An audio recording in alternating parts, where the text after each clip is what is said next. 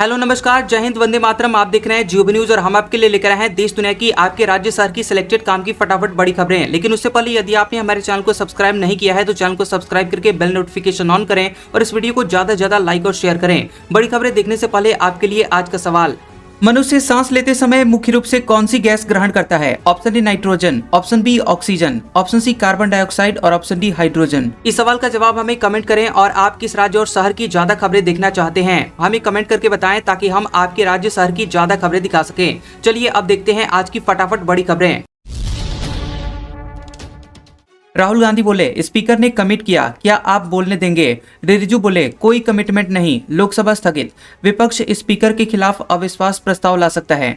Budget सत्र के 9वें दिन लोकसभा की कार्यवाही केवल 13 मिनट ही चल पाई। विपक्ष संसद में लोकसभा में विपक्ष के नेता राहुल गांधी को बोलने देने की मांग कर रहा है। वहीं राहुल गांधी ने लोकसभा में कहा कि 1 घंटा पहले स्पीकर के पास हम गए, स्पीकर ने हमें कमिट किया कि मुझे बजट डिस्कशन से पहले बोलने दिया जाएगा। आप मुझे बोलने नहीं दे रही हैं। मैं आपसे पूछना चाहता हूं कि आप मुझे बोलने देंगी या नहीं। 3 बजे जब सदन की कार्यवाही शुरू हुई तो स्पीकर की चेयर पर संध्या राय भाजपा सांसद बैठी थी। राहुल की बात के जवाब में संसदीय कार्य मंत्री किरेन रिजिजू ने कहा कि मैं भी स्पीकर के कैबिन में मौजूद था, ऐसा कोई कमिटमेंट नहीं किया गया। संध्या ने राहुल से कहा कि आपकी तरफ से किसी और मुद्दे के लिए कोई नोटिस नहीं आया है, बजट पर चर्चा करनी हो तो बताएं। दावा, संसद में पीएम केयर फंड से जुड़े सवाल पूछने पर रोक। पीएमओ ने लोकसभा सचिवालय को निर्देश दिया। कांग्रेस बोली ये तानाशाही है। कांग्रेस ने दावा किया कि संसद में पीएम केयर फंड, पीएम राष्ट्रीय राहत कोष और राष्ट्रीय रक्षा कोष से जुड़े हुए सवाल नहीं पूछे जा सकेंगे। ये निर्देश सीधे प्रधानमंत्री नरेंद्र मोदी के कार्यालय ने लोकसभा सचिवालय को दिए हैं।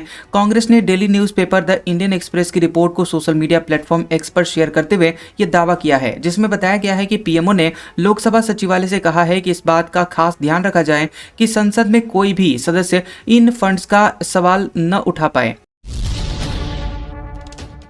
अमेरिका भारत को 25% पेनल्टी टैरिफ वापस करेगा। कारोबारियों को 40,000 करोड़ रुपए की राहत मिलेगी। रूसी तेल खरीद पर पेनल्टी लगाई गई थी। अमेरिका के साथ हुई ट्रेड डील में भारत को एक बड़ी राहत मिली है। अमेरिकी प्रशासन ने न सिर्फ टैरिफ दर को 50 से घटाकर 18% किया है, बल्कि रूस से तेल इंपोर्ट के कारण पेनल्टी के रूप में लगाए गए 25% टैरिफ को वापस करने का भी फैसला लिया है। इस फैसले से भारतीय कारोबारियों को 40,000 करोड़ रुपए की राहत मिलने की उम्मीद है। व्हाइट हाउस से जारी आधिकारिक जानकारी के मुताबिक 27 अगस्त 2025 से लेकर 6 फरवरी 2026 के बीच अमेरिका द्वारा किए गए जिन इंपोर्ट पर यह पेनल्टी लगी थी उनका रिफंड दिया जाएगा।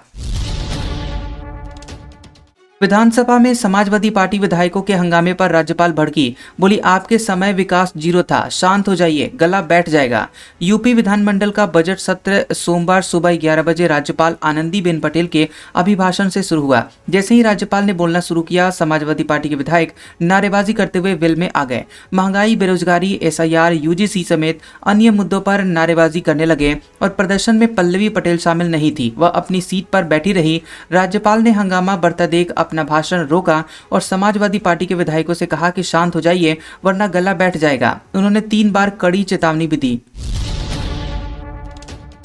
G20 देशों में इंडियन इकोनॉमी की ग्रोथ सबसे तेज। ग्लोबल रेटिंग एजेंसी का अनुमान, अगले वित्त वर्ष भारत की जीडीपी 6.4% की दर से बढ़ेगी।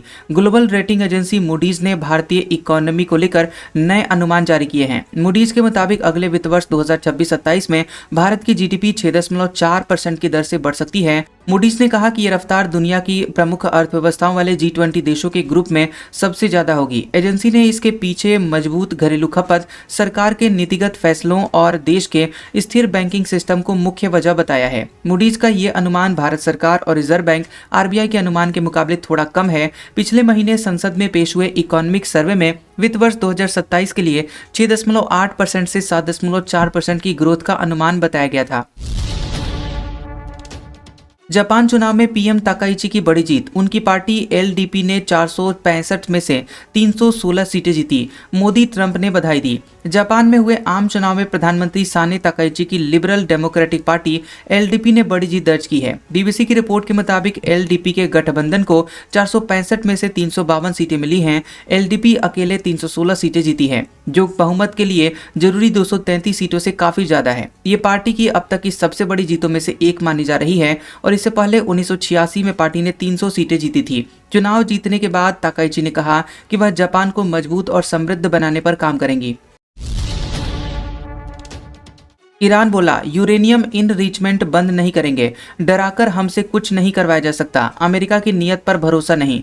ईरान ने अमेरिका के दबाव को सख्ती से खारिज करते हुए कहा कि वो अपना यूरेनियम संवर्धन यानी यूरेनियम इनरिचमेंट प्रोग्राम किसी भी हाल में नहीं छोड़ेगा, चाहे उसे सैन्य धमकियां मिले या फिर नए प्रतिबंध लगाए जाएं।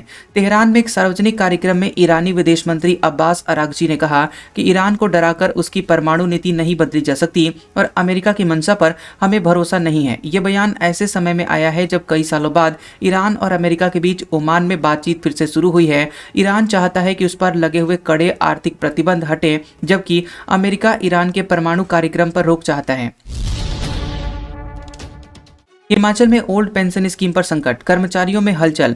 आरडीजी झटके के बाद यूपीएस की सिफारिश, नई नौकरियां भी नहीं। हिमाचल प्रदेश की रेवेन्यू डेफिसिट ग्रांट आरडीजी बंद होने के बाद ओल्ड पेंशन स्कीम ओपीएस पर संकट गहरा गया है। Finance department secretary Devesh Kumar की सिफारिश ने कर्मचारियों को चिंता में डाल दिया है। देवेश कुमार ने सालाना लगभग 10,000 की आरडीजी बंद होने के बाद ओपीएस की जगह यूनिफाइड पेंशन स्कीम यूपीएस देने की सरकार से सिफारिश की है, जबकि हिमाचल में कर्मचारियों ने ओपीएस के लिए लंबी लड़ाई लड़ी है। ओपीएस को कांग्रेस सरकार ने सत्ता में आते ही पहली कैबिनेट बैठक में मंजूरी देकर बहाल करने का निर्णय लिया था। अब उसी पर वित्त विभाग ने ओपीएस देने पर असमर्थता जता दी है। वित्त विभाग ने यूपीएस लागू करने की सिफारिश की है और इससे कर्मचारियों के बीच असमंजस और चिंता का माहौल बन गया है। अमित शाह बोले, बस्तर की पहचान बारूद नहीं संस्कृति है। बस्तर पंडुम में कहा, तय समय में नक्सलवाद खत्म होगा, ये सबसे विकसित संभाग बनेगा। गृहमंत्री अमित शाह ने कहा कि बस्तर की पहचान बारूद से नहीं बल्कि उसकी समृद्ध संस्कृति से है। उन्होंने कहा कि नक्सलवाद का तेजी से सफाया हो रहा है और सरेंडर करने वाले नक्सलियों को कोई आंच नहीं आएगी, लेकिन स्कूल और अस्पताल जलाने वालों को बख्शा नहीं जाएगा। तय समय में नक्सलवाद खत्म होगा। शाह ने भरोसा दिलाया कि बस्तर को प्रदेश का सबसे विकसित संभाग बनाया जाएगा। उन्होंने ये बातें जगदलपुर के लाल बाग मैदान में आयोजित बस्तर पंडुम के मंच से कही है। इससे पहले स्वागत के दौरान उन्हें कौड़ी की माला और पारंपरिक पगड़ी पहनाई गई। हेल्थ केयर में भारत की बड़ी उपलब्धि, एम्स दिल्ली बना दुनिया का छठा सर्वश्रेष्ठ अस्पताल। टाटा मेमोरियल मुंबई 13वें स्थान पर है। भारत के हेल्थ केयर सेक्टर के लिए ये एक ऐतिहासिक उपलब्धि है। अखिल भारतीय आयुर्विज्ञान संस्थान एम्स दिल्ली को ब्रांड फाइनेंस की ग्लोबल टॉप 250 हॉस्पिटल रैंकिंग 2026 में दुनिया का छठा सर्वश्रेष्ठ अस्पताल घोषित किया गया है। इस उपलब्धि के साथ ही एम्स ने अमेरिका के जॉन्स हॉपकिंस मेडिसिन, ब्रिटेन के ऑक्सफोर्ड यूनिवर्सिटी हॉस्पिटल्स और मायो क्लिनिक जैसे प्रतिष्ठित संस्थानों के बीच अपनी सशक्त पहचान दर्ज कराई है। रिपोर्ट के मुताबिक एम्स को care perception, brand value, brand strength और वैश्विक प्रतिष्ठा जैसे पैमानों पर उत्कृष्ट प्रदर्शन के आधार पर यह स्थान मिला है। खास बात यह है कि एम्स का केयर स्कोर टॉप रैंक वाले अस्पताल से महज 1.1 अंक कम रहा, जो कि सीमित संसाधनों के बावजूद इसकी गुणवत्ता और भरोसे को दर्शाता है। एपस्टीन फाइल्स, 10 देशों में इस्तीफे, 80 ताकतवर लोगों की जांच, अमेरिका से यूरोप तक असर, राजनेताओं, अरबपतियों और शाही परिवारों तक फैली जांच। अमेरिका में यौन अपराधी जेफरी एपस्टीन से जुड़े हुए सीक्रेट दस्तावेज सामने आते ही दुनिया भर में हड़कंप मच गया है। अमेरिकी जस्टिस डिपार्टमेंट ने करीब 30 लाख पेज के डॉक्यूमेंट्स 30 जनवरी को जारी किए हैं। इसके बाद 10 देशों में 15 से ज्यादा बड़े अधिकारियों को पद छोड़ना पड़ा और 80 से ज्यादा ताकतवर लोगों पर जांच चल रही है। इन फाइलों में नेता, राजदूत, अरबपति और शाही परिवारों के नाम शामिल हैं। ईमेल, फ्लाइट लॉग और संपर्क रिकॉर्ड में 700 से 1000 असरदार लोगों का जिक्र है। कई मामलों में नाबालिग लड़कियों के यौन शोषण के आरोपी भी हैं। दस्तावेजों में अमेरिका के राष्ट्रपति डोनाल्ड ट्रंप, पूर्व राष्ट्रपति बिल क्लिंटन और हिलेरी क्लिंटन जैसे हाई प्रोफाइल नाम अलग अलग संदर्भों में सामने आए हैं। इसरो ने चंद्रयान 4 के लिए लैंडिंग साइट तलाशी। चंद्रमा के साउथ पोल पर मॉन्स माउंटेन पहाड़ पर उतरेगा।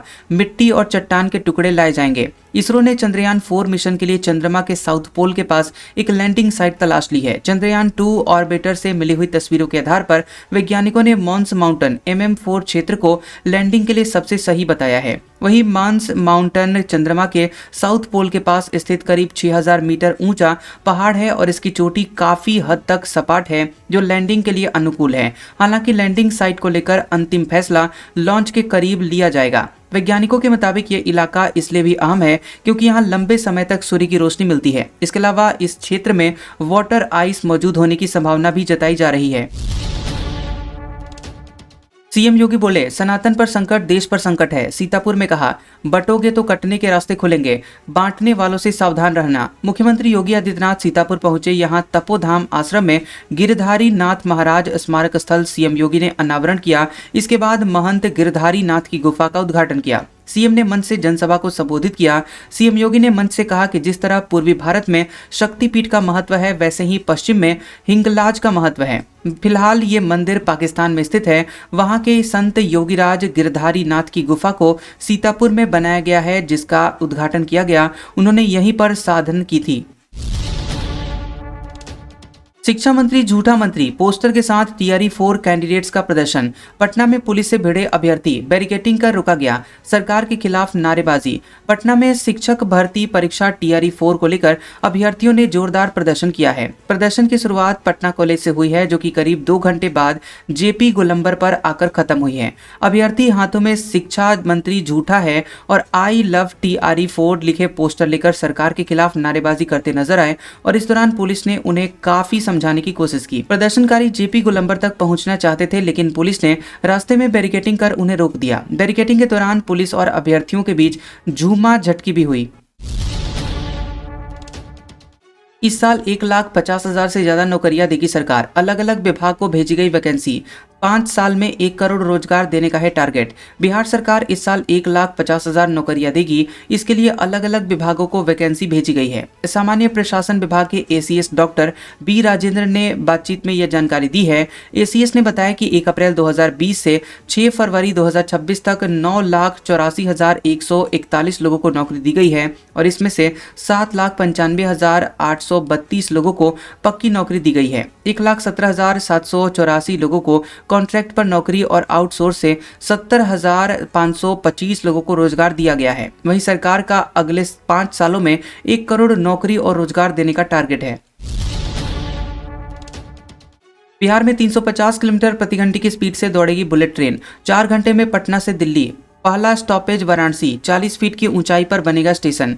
बिहार में 350 किलोमीटर प्रति घंटे की रफ्तार से बुलेट ट्रेन चलेगी और इस ड्रीम प्रोजेक्ट पर होली बाद काम शुरू हो जाएगा। केंद्रीय बजट 2026-27 में इसकी घोषणा की गई है। दिल्ली से वाराणसी और वाराणसी से सिलीगुड़ी के बीच 2 बुलेट ट्रेन सेवाएं चलेंगी। इससे पटना से दिल्ली जाने के लिए वाया वाराणसी टिकट लेना होगा।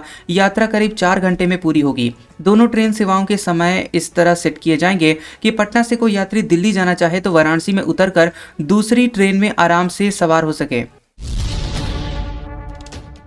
हाईकोर्ट बोला, 2046 तक देश में बच्चों से ज्यादा बुजुर्ग होंगे। राजस्थान के सभी वृद्धाश्रमों की ऑडिट होगी। खाने की क्वालिटी से लेकर हर सुविधा जांची जाएगी। राजस्थान के सभी 31 वृद्धाश्रमों ओल्ड एज होम की जांच होगी। वहां रहने वाले बुजुर्गों को मिलने वाली सुविधाओं की हकीकत सामने आएगी। बुजुर्गों को मेडिकल की सुविधा मिल रही है कि नहीं, खाने की क्वालिटी, बिल्डिंग की स्थिति, साफ सफाई से लेकर सुरक्षा के इंतजाम कैसे हैं, इन सब बिंदुओं पर हाईकोर्ट ने 15 फरवरी तक रिपोर्ट तलब की है। राजस्थान हाईकोर्ट की जबलपुर बेंच ने ये जिम्मेदारी राज्य विधिक सेवा प्राधिकरण और सभी जिला विधिक सेवा प्राधिकरणों को दी है। हाईकोर्ट ने टिप्पणी की है कि 2046 तक देश में बच्चों से ज्यादा बुजुर्ग होंगे। इसके लिए हमारा सिस्टम तैयार नहीं है। आज का सुविचार, कुछ ना चढ़ाओ नवरात्रि में माँ की थाली में, पर याद रखना माँ शब्द ना चढ़े किसी भी गाली में। कैसा लगा ये वीडियो हमें कमेंट सेक्शन में जरूर बताएं। वीडियो पसंद आया हो तो वीडियो को लाइक और शेयर करें और ऐसी इंटरेस्टिंग वीडियोस देखने के लिए हमारे चैनल जियोबी न्यूज को सब्सक्राइब करें और बेल आइकॉन को दबाएं। और हमारे ओल्ड और लेटेस्ट वीडियोस देखने के लिए हमारे प्लेलिस्ट और कम्युनिटी टैब को जरूर चेक करें। तो मिलते हैं अगले वीडियो में, तब तक के लिए आपका शुक्रिया।